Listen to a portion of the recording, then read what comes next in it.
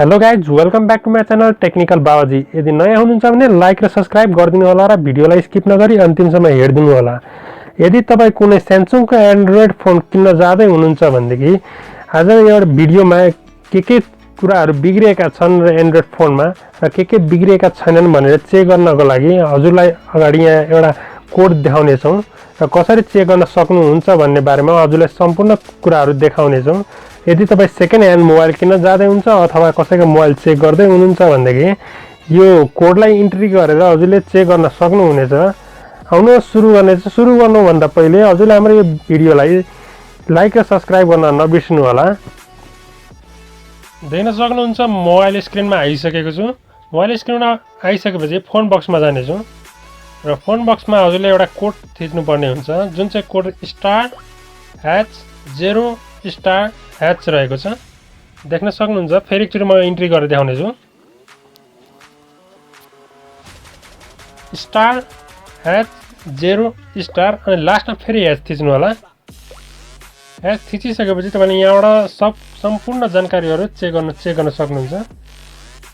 सुरुमा देख्न सक्नुहुन्छ यो रेड कलरको रहेको छ अप्सन, रेड लाइट भनेर चाहिँ ग्रीन लाइट रहेको छ, त्यसपछि ब्लू लाइट रहेको छ, त्यसपछि अगाडिको फोन स्पिकर रहेको छ, रिसिभर जुन चाहिँ यो भाइब्रेटर रहेको छ, यो लाइट रहेको छ,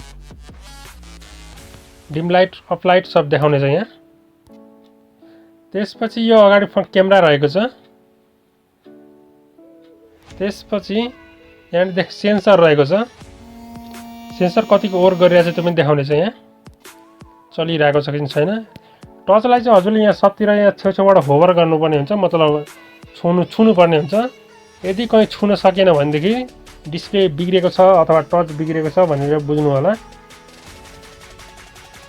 यदि सबै ठाउँमा टच हुन्छ भनेदेखि अटोमेटिक पास भएर अगाडि आउनेछ। देख्न सक्नुहुन्छ अगाडि पास भइसकेको छ। र आइएसपी होभर भन्ने आएको छ। यदि ठुल्ठुलो मोडलहरूको मोबाइलहरूमा मात्रै यो देखाउने गर्छन्।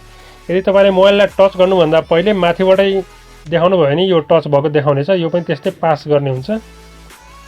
मैले गर्दैछु। यो मोबाइल चाहिँ मेरो ग्यालेक्सी अल्फा रहेको छ। यसमा यो चाहिँ फिचर दिएको छ, कुनै मोबाइलमा यो फिचर चाहिँ दिएको हुँदैन। यो स्लिप मोड पनि त्यसपछि अर्को स्पिकर भन्ने अप्सन रहेको छ। मोबाइलको स्पिकर टेस्ट गर्न सक्नुहुन्छ। त्यसपछि अर्को सब की बटन रहेको छ, जुन चाहिँ तलतिरको ब्याक सफ्ट की भनिन्छ, त्यो ब्याक बटन र होम बटन रहेको छ। देख्न सक्नुहुन्छ। मैले क्लिक गरेपछि त्यहाँ यस्तो खाले आयो अप्सन। त्यसपछि यहाँ डाइरेक्ट ब्याक गरेर अगाडि आउन सक्नुहुन्छ। त्यसपछि फ्रन्ट क्यामेरा क्लिक गर्नु पर्यो। हजुर फ्रन्ट क्यामेरा पनि चेक गर्न सक्नुहुनेछ। यो चाहिँ फ्रन्ट क्यामेरा रहेको छ। त्यसपछि यहाँ एलइडी भनेर आएको छ, एलइडीहरू पनि चेक गर्न सक्नुहुन्छ। माथि यदि तपाईँको चार्ज गर्दाखेरि एउटा एलइडी बल्छ भनेदेखि हजुरले कुन कलर बल्ने चाहिन्छ भनेदेखि त्यहाँ देख्न सक्नुहुन्छ। कुन कलर बल्छ र कुन बल्दैन त्यहाँ माथि चेक गर्न सक्नुहुन्छ। मैले यहाँ ग्रिन कलर बाल्यो भने चाहिँ तपाईँको माथितिर डिस्प्लेमा हजुरको स्क्रिनमाथि कुनै एलइडी बत्ती पनि बल्नेछ। चेक गर्दाखेरि यहाँ जुन कलर लेखिएको हुन्छ त्यही कलर बत्ती बल्नेछ। त्यसपछि यहाँनिर अर्को रहेको छ लो फ्रिक्वेन्सी भनेर लेखेको छ, त्यसमा पनि चेक गर्न सक्नुहुन्छ। यहाँनिर ओभर गरेपछि हजुरले यहाँ चेक गर्नेछ, बत्ती बलेर इनकेस ब्याक गर्न सक्नुहुन्छ। त्यसपछि यहाँ ब्ल्याक लाइट रहेको छ, यो ब्ल्याक लाइट बलिएको छ। त्यसपछि अल आइसी रहेको छ, त्यसमा चेक गर्न सक्नुहुन्छ। यो सिम्पल यहाँ ओभर गरेको छैन भने यहाँ देखाउनेछ। यति कुराहरूले चेक गरेपछि हजुरले मोबाइलकोमा के डिफल्ट छ र के छैन भनेर हजुरले पत्ता लगाउन सक्नुहुनेछ। हस्ता आजको भिडियो हजुरलाई कस्तो लाग्यो लाइक र सब्सक्राइब गर्न नबिर्सनु होला र मोबाइल किन्दा हजुरले चेक जाँच गरेर मात्र किन्नु होला। हस्ता धन्यवाद।